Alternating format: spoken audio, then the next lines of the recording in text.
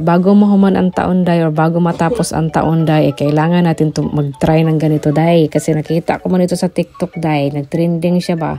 Sa katagal-tagal ko na dito day, ngayon ko lang talaga alam ito. At ngayon ko lang din matry day. Para maiwas palpak tayo day at hindi tayo mapahiya, ay maigi na talaga magtanong tayo day. Nagtanong ako doon sa staff day kung paano siya at saan siya kukunin.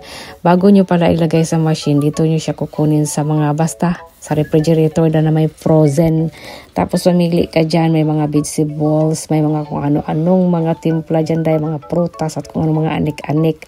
So pag nakapili na kayo, dalhin nyo doon sa cashier, bayaran nyo. Pagkatapos yung bayaran yan, ay saka na kayo pupunta doon sa machine.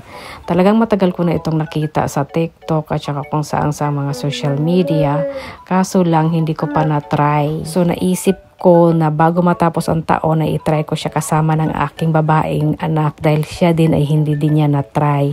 Papunta kami niyan mamalengke kaso lang napadaan kami dito sa 7-Eleven kaya itry namin. Pagkatapos magbabayad may barcode dyan, itapat nyo doon sa machine tapos bubuksan dyan sa yung takip niya o yung nakakover niya tapos ipasok nyo sa loob.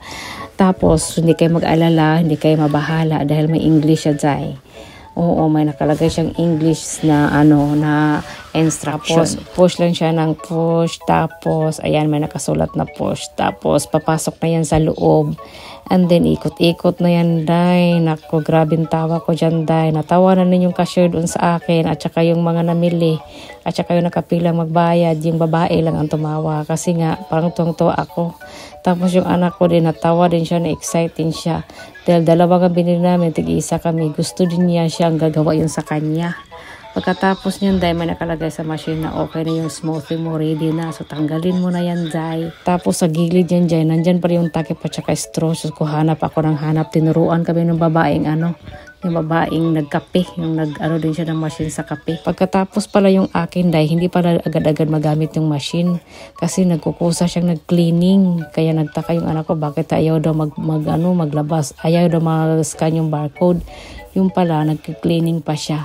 Tapos gusto talaga yan siya ang gagawa yung kanya dahil kaya hinayaan ko siya. Total naman nakapagbasa naman siya ng sulat sa kanila. Kaya hindi talaga lahat ng nirahan dito. Kaya taabot ka pa siguro ng 40 years dito. Hindi lahat talaga ay alam mo na lahat-lahat ng mga yung bago ngayon. Kasi pati nga mga Hapon, hindi siguro lahat ng Hapon ay nakakaranas din ng ganito. Amazed na amazed yung anak ko dyan. Natutuwa siya yung umikot-ikot ba. As in, KP.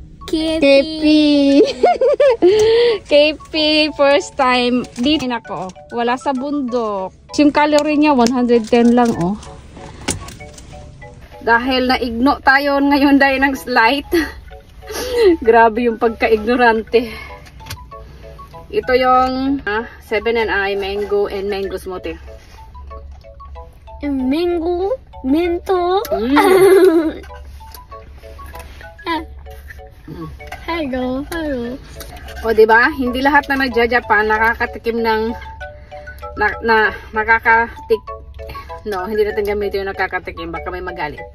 Hindi lahat ng nagtagal na dito sa Japan, yung masabitero, ay alam na lahat yung mga nakakaranas ng mga katulad dito. Katagal ko na dito, ngayon ako nakaranas ng ganito, matagal na ata yung machine na yun, ganon.